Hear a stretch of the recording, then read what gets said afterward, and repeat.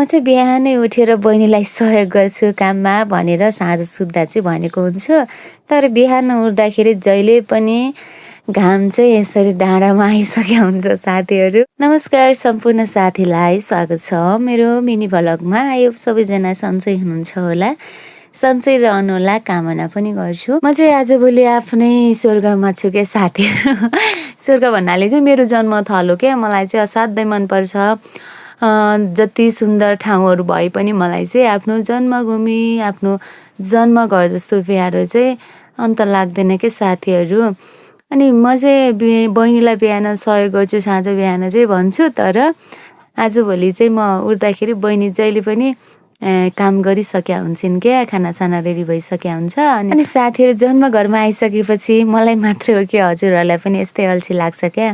उठ्छु, कामसाम सहयोग गर्छु भन्यो होइन, जहिले पनि ढिला उठ्ने क्या, सुतिरहने त्यस्तो हुन्छ क्या। जति उठ्छु काम गर्छु भने पनि निद्रा लाग्दिनै गर्छ क्या साथीहरू। अल्छी बनेको हो कि। अनि मैले चाहिँ आफू उठ्दैन भनेर चाहिँ बहिनीलाई चाहिँ उठाउनु है, तिमी उठ्दाखेरि चाहिँ मलाई पनि उठा है भनेको हुन्छु। तर बहिनी चाहिँ नउठाएरै जाँदी रहेछ क्या काम गर्न। अनि आफूले मात्र एक्लै सबै काम चाहिँ भ्याइ हुन्छ। अनि गाउँघरमा चाहिँ यति रमाइलो हुन्छ साथीहरू। आजभोलि बर्खाको समयमा चाहिँ जताततै हरियाली हुन्छ। अनि यसो घाम लाग्यो भने चाहिँ डाँडा पाखामा पनि यति राम्रो देखिन्छ।